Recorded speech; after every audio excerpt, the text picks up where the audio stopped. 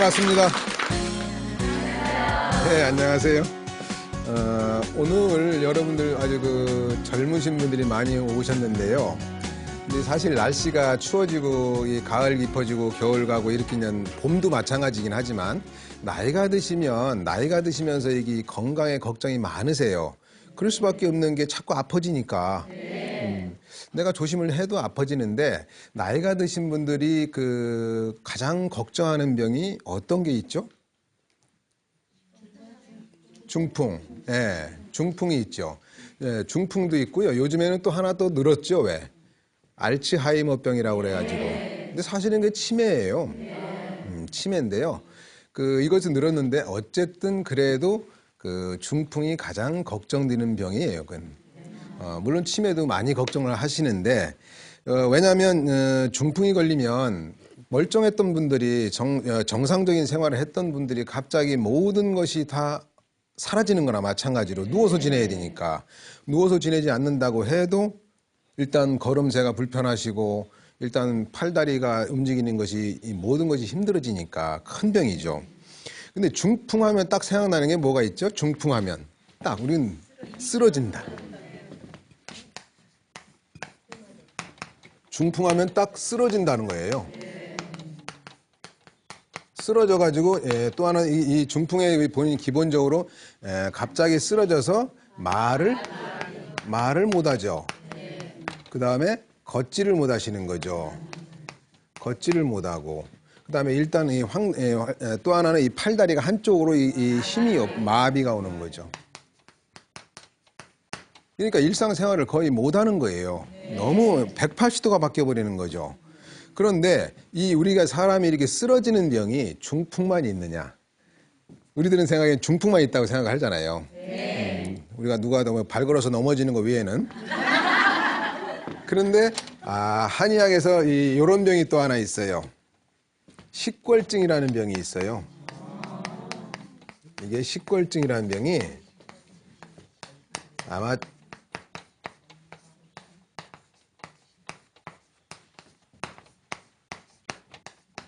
이 식골증. 이게 보면 이게 엎어질 골자예요. 고꾸라져 넘어지는 건다 이 말이에요. 식골증인데요. 이게 들어본 적 있으신가요 혹시? 아니요. 저는 이런 분들 아주 종종 뵙거든요. 식골증. 예, 대개 보면은 이 병은 잘 몰라서 그렇죠. 식골증이 은근히 많으세요. 예, 대개 왜냐면 이 식골증은 중풍하고 거의 비슷해요 이것도요. 정신을 잃고 쓰러져요. 정신을 잃고 쓰러지고 말을 못해요. 그리고 팔다리, 사지를 움직이질 못해요. 똑같은 거지. 아무리 봐도 이게 똑같은 거예요. 그런데 이런 분들이 보면은 이 식골증에 걸리는 분들의 이 특징은 중풍하고 좀 달라서 식골증은 이런 분들의 특징은 대부분 이 전조 증상이 어떤 게 있냐면 어지러움이 엄청 심해요. 어지럼증이라니까 우리가 그냥 여자분들은 그냥 빈혈을 많이 겪으시니까 그 정도 어지러운 거 빙빙 어질어질 띵 하거나 이런 것만 생각하잖아요. 어찔하게. 근데 이 식골증으로 어지러운 것은요. 어지러운 것이 일반적인 어지러움이 달라요. 팽이가 돌듯이 팽팽 어지러워요.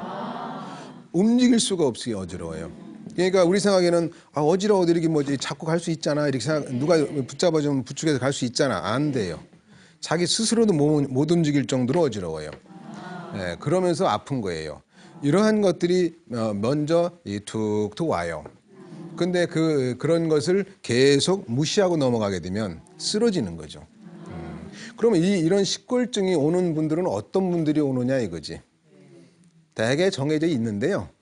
중풍은 나이가 드신 분들이 많이 오시잖아요. 어르신들이 많이 오시는데 이 식골증은 노인들은 많지 않으세요. 어린이, 중고생도 있고요. 중고생도 많아요. 중고생도 있고 그리고 젊은 사람들이 많아요. 젊은이들이 자주 와요. 식골증이.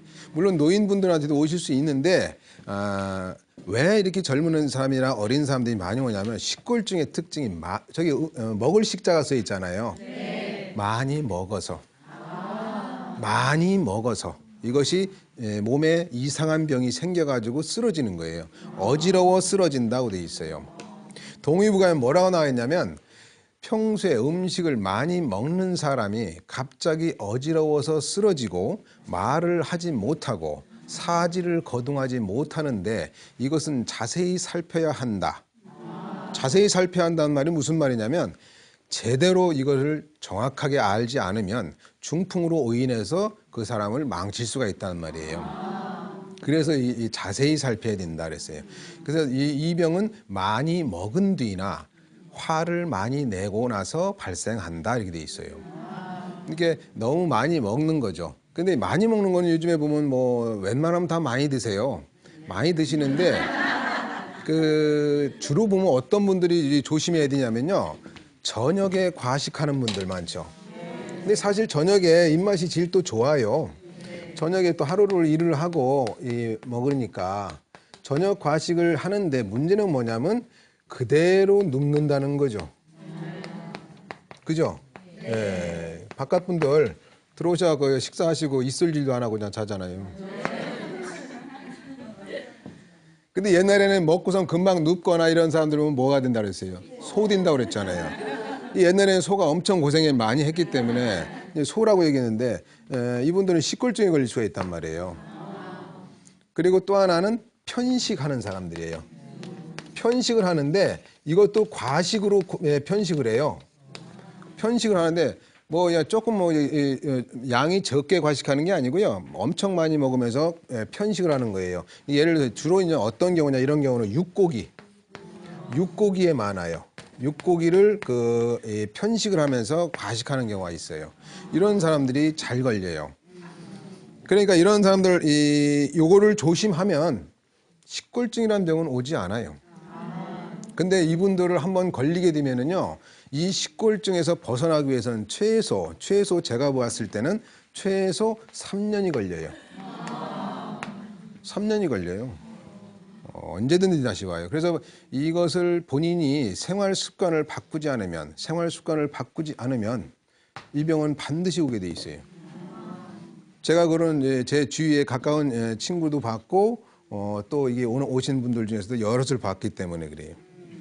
근데 그거를 구분을 보이면 탁 알잖아요. 저희들 같은 경우. 그럼 어떻게 알겠느냐 이거지.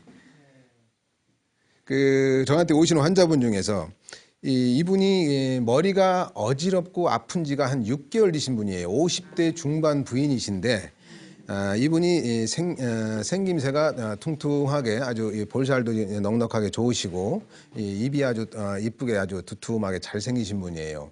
입이 발달했다 이 말이에요. 이렇게 입이 발달했다. 저렇게 생긴 경우는 없는데 그냥 제가 그냥 과장한 거예요. 근데 이분이 하도 어지럽고 머리가 아프니까 어지러운 것이 아주 심한 거예요. 너무 심해가지고 정말로 막 눈을 감고 있는데 눈을 감고 있어도 어지러운 거예요. 대부분 눈 감으면 어지러움이 멈추게 돼 있잖아요. 안 그래요 이분은. 어지러운데 눈을 감고 몸을 가만히 있으면 괜찮아요. 완전히 정지 동작처럼. 근데 조금이라도 움직이면 그때부터 다시 돌아요. 침대에 누워가지고 위에 천장을 쳐다보다가 몸을 쭉 움직이려고 하면 천장이 뱅글뱅글 도는 거죠. 뭐 저도 어떻게 얼마나 도는지 모르는데 이분들 하시는 말씀이 거의 공통적으로 팽이 돌듯이 어지럽다 그래요. 그래서 이런 경우 많은데 이 50대 중반 이 부인이 하도 이게 어지러운 게 많으니까 당연히 뭐 찍잖아요. MRI, CT 기본이잖아요. 다 정상으로 나와요. 이게 뭐 검사는 다 해봐야 되겠죠. 뭐 몇백만 원, 몇천만 원이든 관계없이 검사하잖아요. 이게 이 혈압이 좀 있고 지방간이 좀 있다고 나왔어요. 그리고 여러 군데 대했는데 뭐 이런 약을 주고 하는데 뭐 잠만 쏟아지고 기운만 촉촉 까부러지고 뭐 이게 낫지도 않는 거죠. 근데 이분이 제가 이제 그림을 그렸을 때 입이 큼지막하게 잘생겼다고 그랬어요. 이런 분들은 제가 이분에게 물어보는 거예요. 식사를 아주 맛있게 잘 하시죠? 예, 아주 맛있게 잘 먹습니다. 이런 분들은 음식을 맛있게도 먹지만 음식을 참 맛있게도 만들어요. 그런 분 계실 거예요, 주위에. 잘 먹는 분 있잖아요. 이런 분들은 배고픈 걸 또 참느냐? 잘 못 참아요. 어떤 걸 무슨 일을 하다가 배가 고픈데 나는 이걸 좀 마무리하려고 그래요. 마무리하고선 밥을 먹으려고 하는데 자기도 모르게 이거 일 마무리하고 이 밥 먹을게 이렇게 하려고 하는데 밥 먹고 하자 이렇게 돼요.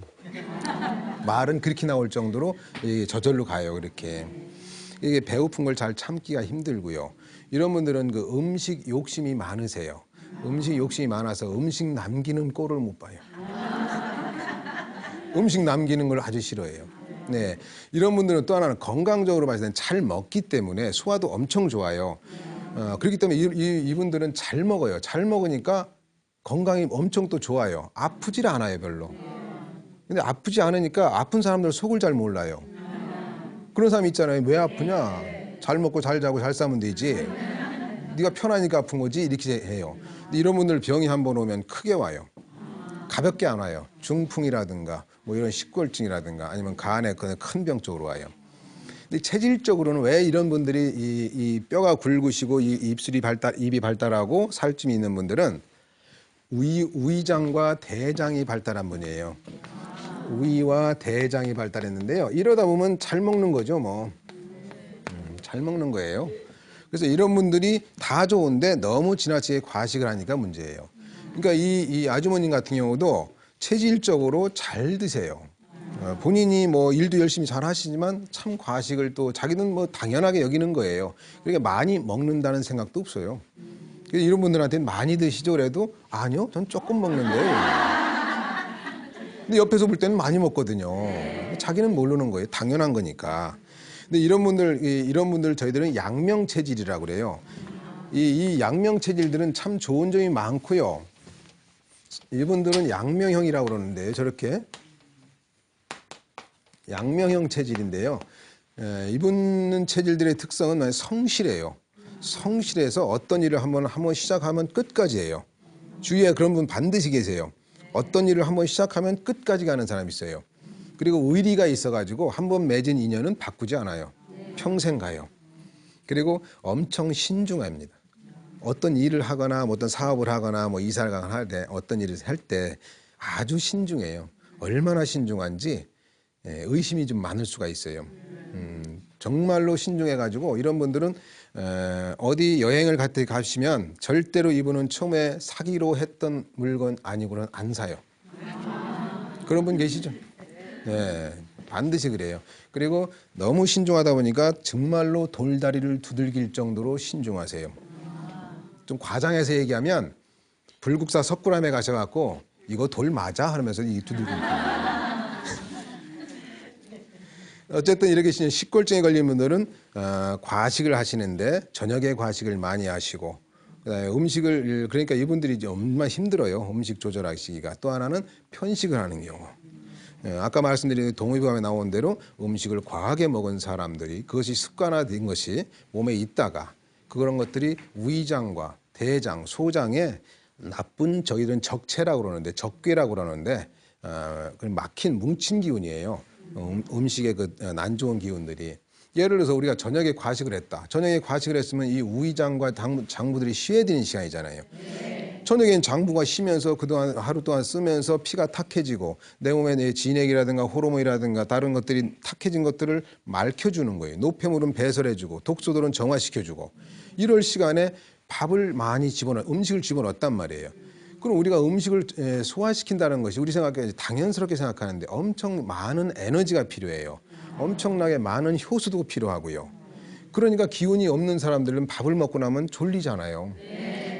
거의 모든 많은 기운들이 여기다 다 집중을 하기 때문에 여기선 부족하니까 졸린 거죠. 그러면 잠은 안 돼요. 이럴 때 꼭 걸어야 돼요. 그러다 보면 이렇게 몸속에서 제대로 이 소화되기가 힘들 거 아니에요. 밤에는 다 쉬어야 되는데. 그래서 왜 저녁에 과식하는 분들 아침에 드시는 분 계세요? 잘 못 먹죠. 근데 이런 양명 체질들은 또 드세요. 개그맨 강호동 씨 같은 경우는 아침에도 고기를 드시잖아요. 그런 분이에요. 그런 체질이세요. 그런데 우리가 저녁에 많이 과식을 하다 보면 우위장에서는 소화를 제대로 반죽을 못 합니다. 그러면 소장에서는 소장대로 흡수를 해야 되는데 제대로 이게 완성돼서 안 보냈으니까 대강 또 대장으로 보낼 거예요. 그러는 과정에서 소장에서는 때가 이끼처럼 끼는 거예요. 소장 벽에. 그러다 보면은 소장을 통해서 흡수된 영양분이 이렇게 해서 간으로 가잖아요. 가루가 하는데 이 영양분만 이게 쭉쭉 흡수되는 게 아니라 거기에 이 소장벽에 있던 노폐물이라든가 독소들도 같이 들어가는 거 아니에요. 그게 이렇게 누적되고 쌓이면 뭐가 돼요? 지방간이 되고 고지혈증이 되는 거죠. 그래서 점점 더 심해지면은 간암이 되는 거죠. 그렇지, 그런 것이 처음부터 덜커덕 딱 생기는 건 아니거든요. 그런 다음에 그 대장에는 노폐물과 독소가 더 많이 쌓이는 거죠. 대장은 음식물 다 하고 나서 찌꺼기를 적당하게 발효를 해서 내보내는 건데, 이것이 막 안 좋은 것들이 계속 들어오니까 그것도 하루 이틀도 아니고 한두 달도 아니고 1년, 2년, 10년, 20년 가잖아요. 그러니까 우리 생각에는 하루 이틀 해서 좋아질 거라고 생각하는 게 아니에요. 우리 몸이 하루 이틀 만에 한두 달 만에 나빠지지 않아요. 엄청 노력을 해주는 거죠. 근데 우리는 정말 많은 노력을 통해서 내 몸을 망치고 있는 거지. 그러다 보면 대장에서 왜 보면 방귀가 엄청 독한 분들 계세요. 어떤 분은 화장실 갔다 오면은 그 30분에서 1시간 정도는 다른 사람이 못 들어갈 정도로 센 사람도 있어요. 그거는 대장이 썩고 있다는 얘기예요. 엄청나게 이 속에서 부패되고 있는 거죠. 그러니까 발효 다음 단계가 부패죠. 발효는 좋은데 괜찮은데 그것이 조금 더 잘못되면 부패라고 돼요. 엄청나게 장에서 부패가 되는 거죠.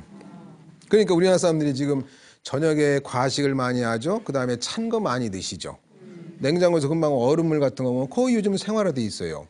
그러니까 이 대장이 얼마나 힘들면 그 옛날에는 거의 꼴찌였던 그 대장암이 지금은 세계 4위예요. 제가 이제 항상 드리는 말씀 중에 하나가 조만간 1등 됩니다라고 하는 거예요. 그걸 제가 그렇게 원하는 게 아니라 우리들 생활을 바꾸지 않으면 안 돼요. 그러니까 이것도 예방이 별거 아니에요. 예방이라는 게 이 식골증이라는 거 예방도 별거 없어요.